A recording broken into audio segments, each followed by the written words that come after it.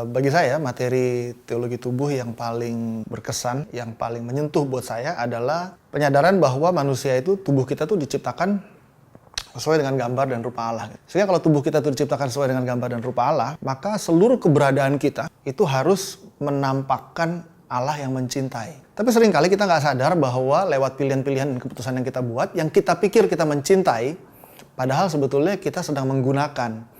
Padahal mencintai itu artinya aku memberikan diriku seutuhnya bagi orang lain sehingga aku menyenangkan, membahagiakan dia. Tapi kalau aku menjadikan dia sebagai sarana supaya aku jadi happy, itu bukan mencintai namanya. Itu namanya aku menggunakan dia untuk kesenanganku. Pas Dikta Clara yang bikin Yuven tertarik itu, di situ baru tahu, wah ternyata ada maknanya loh di balik kita diciptakan, Tuhan menciptakan tubuh manusia, pria kayak gini, organ-organnya kayak gini, wanita organnya kayak gini. Oh itu tuh semuanya ada maksudnya loh. Selain itu juga kita diciptakan sesuai dengan image Tuhan. Kita mendapat pencerahan baru dari ajaran TOB tersebut. Bagaimana kita bisa menghargai tubuh kita. Jadi artinya kita mendapat pencerahan baru yang sungguh bisa mengubah pandangan kita akan tubuh kita sendiri. Ada satu statement dari Yohanes Paulus II waktu itu yang saya ingat banget.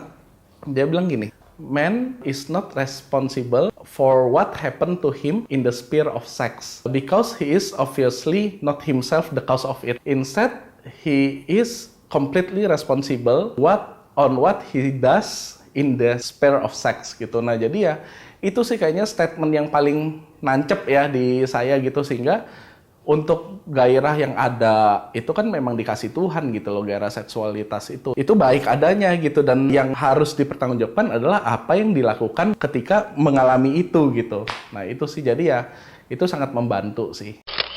Theology of the Body ini kan mau mengajarkan kita untuk mencintai seperti Tuhan mencintai.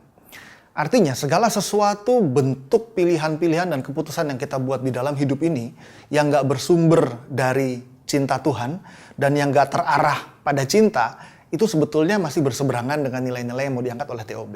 Dan itu adalah tarikan-tarikan kita sebagai manusia yang rapuh, yang terus-menerus punya godaan untuk berbuat dosa. Sejak saya mengenal TOB dan saya tahu Tuhan menciptakan saya sebagai wanita dan harus bagaimana dalam menggunakan tubuh ini, saya jadi lebih percaya gitu loh sama penyelenggaraan Tuhan terlebih gitu loh.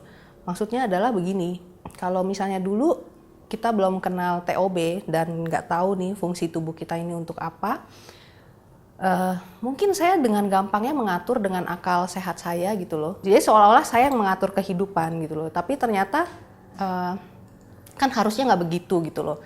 Harusnya kan Tuhan yang mengatur hidup saya dan saya harusnya mempercayakan semuanya ini ke Tuhan. Jadi kalau persepsi gue yang diubahkan karena ada oleh ajaran TOB ya, terhadap relasi bukan cuma pada pasangan tapi diri sendiri maupun sama keluarga, teman gitu ya. Itu dalam konsep mencintai ya. Kalau ngomong soal cinta, langsung keingetnya tuh Yesus disalib gitu. Justru dari kekuatan cinta itu sebenarnya ada keberanian untuk memberikan diri bahkan sampai mati.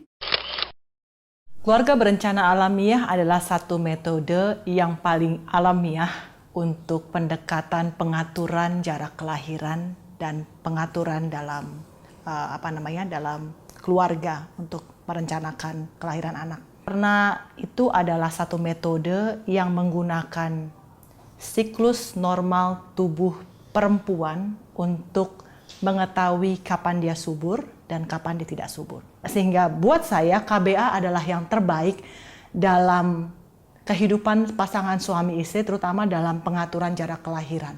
Kalau dari saya ya, selain masalah finansial, kemampanan, dan perencanaan finansial keluarga atau apa, dari saya sih dapat pengalaman dari KB Alami ini lebih ke masalah relasi. Relasinya saya pikir lebih baik gitu loh dengan adanya KBA. Dan waktu kita pakai KBA, kita pakainya kalender sih gitu loh, kalender, dan menurut saya berhasil kok gitu loh, dan bukan hal yang mustahil gitu ya, dan itu nggak membohongi tubuh gitu loh, itu hebatnya. Kalau buat gue sih TOB ini satu milestone dalam perkembangan kehidupan rohani gua, sehingga gua bener-bener rekomen buat temen-temen yang memang ngerasa, aduh kok kayaknya ada something yang missing nih dalam hidup, jawabannya di mana sih? Nah, di sini nih ada jawabannya.